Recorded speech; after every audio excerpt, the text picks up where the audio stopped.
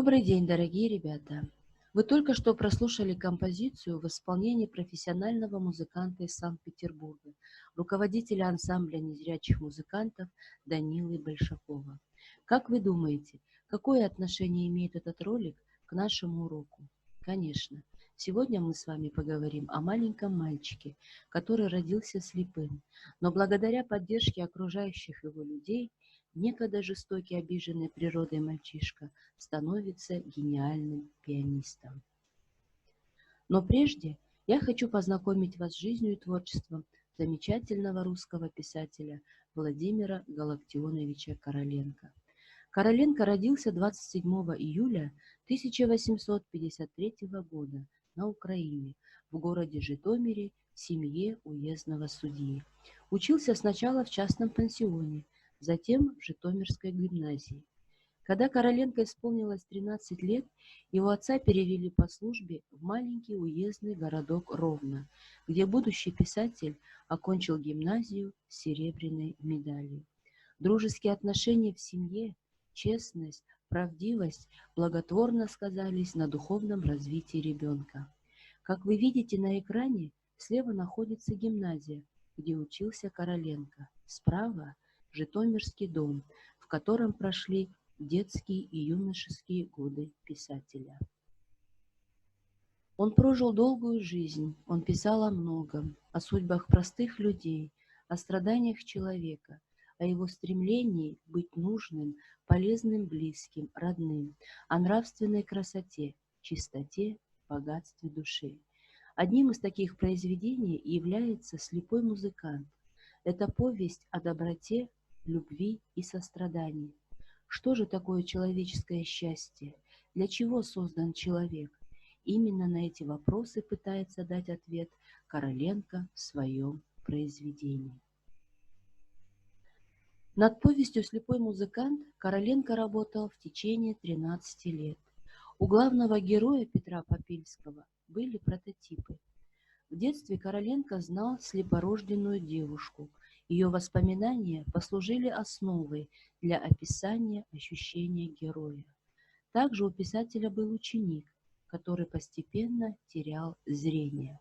К тому же Короленко знал одного взрослого человека, умного, развитого, музыканта по профессии, но слепого. Сейчас на экране вы видите идею и проблематику произведения. В повести «Слепой музыкант» автор шаг за шагом описывает жизненный путь, по которому идет главный герой. Он мастерски описывает постепенное постижение мальчиком мира, его сложности и переживания на этом пути, осознание и обретение истинных ценностей. Несмотря на физический недостаток, Петр смог реализоваться как талантливый музыкант, обрести личное счастье. Сюжет повести состоит из двух рассказов. Первый рассказ о том, как слепорожденный мальчик тянулся к свету, к жизни. Второй рассказ как подавленный личным несчастьем человек поборол в себе пассивное страдание, нашел место в жизни и сумел воспитать в себе понимание и сострадание ко всем обездоленным. Ну а композицию повести вы видите на экране. Символами в произведении является свет. Это не только свет солнца, недоступное слепому, но и реальный мир с его жизнью и болью, радостью и страданием. Темнота — это не только вечная ночь в глазах главного героя, но и тихий, отгороженный от мира уголок судьбы. Это и душа Петруся, замкнутая в своем страдании. Путь слепого музыканта — это преодоление темноты в себе, что является важным для человека. При чтении повести вам встретятся незнакомые или малознакомые слова. Обратите, пожалуйста, на них внимание. Рождение слепого ребенка – это трагедия. Что с ним будет? Как сложится его жизнь? А все началось с того, что в доме богатых помещиков Попельских в глухую ночь рождается слепой мальчик, которому суждено было стать единственным ребенком в этой семье и центром маленькой вселенной. Сначала никто не замечает, что мальчик родился слепым. Только через несколько недель после осмотра доктор подтверждает опасения матери о том, что ребенок ничего не видит. Это большая трагедия как для ребенка, так и для его семьи. Но благодаря родным и близким мальчика ему удалось достичь в жизни больших успехов в творчестве и счастья в личной жизни. А кто эти люди? Это его мама Анна Михайловна, мудрая женщина, которая сыграла главную роль в жизни своего сына. Она не отказалась от слепого ребенка, а наоборот, помогала ему понять, что он нужен близким.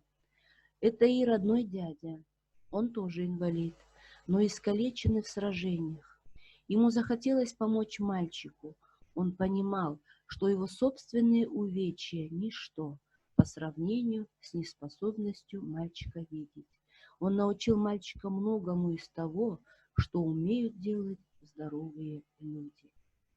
Малознакомые, но схожие в своей судьбе с Петром, слепые звонари Егор и Роман помогали ему понять, что нельзя быть злым, потому что окружающие не виноваты в твоей беде. В духовном развитии мальчика музыка занимает большое место. В этом ему помогает конюх Иоахим, слуга семьи, чей талант, по признанию автора, дан самой природой. Иоахим играл на дудке, его музыка потрясла мальчика, потому что она была наполнена истинным живым чувством. В ней звучала боль души простого человека и всего украинского народа, мечтавшего о хорошей жизни. Петруся мог часами сидеть и слушать Иоахима, ведь в музыке простого конюха мальчик открыл для себя жизнь народа, красоту родной земли. Но Петру не хватало общения со сверстниками, дружбы и любви, поэтому ключевой сценой в повести является встреча Петра и Эвелины. Эвелина является соседской девочкой. Она не по годам рассудительна, умеет общаться с людьми и разделяет чужую боль. Эвелина помогает понять другу, что он не бесполезное существо. Несмотря на то, что он калека, он может быть любим и счастлив, вселяет ему уверенность. Она делает с ним все радости, делит с ним все радости и печали, особенно став его женой. Хотя она могла выйти замуж за другого, получить образование, но распорядилась своей судьбой именно так, как подсказало ей сердце. Большое место в повествовании занимает природа. Она влияет на становление Петруся. И единственный родной человек, не принявший участие в судьбе Петра, это его отец. Именно поэтому Петр также равнодушен к нему. А ведь отец мог бы дать что-то своему сыну. Он мог бы быть его учителем во многих вопросах. но мягкость характера не позволили ему это сделать. В целом, повесть отвечает на вопрос, как быть счастливым. Для гуманиста Короленко это значит дарить счастье другим. В повести поднимаются философские проблемы смысла жизни, жизненных испытаний. Писатель едва ли не первым в литературе поднимает проблему инвалидов, которая становится действительно актуальной только в XXI веке. И данное произведение учит нас быть милосердными к окружающим, человечными, терпимыми к человеческому страданию и, как герой повести, прожить достойную и полноценную жизнь. Надеюсь, мне удалось своим уроком заинтересовать вас к прочтению повести в полном объеме или просмотру фильма. Ну и напоследок я бы хотела завершить урок замечательной музыкальной композицией великого казахского поэта, композитора, мыслителя Абая Кунанбаева, которому в этом году исполняется 175 лет. Көзімнің қарасы.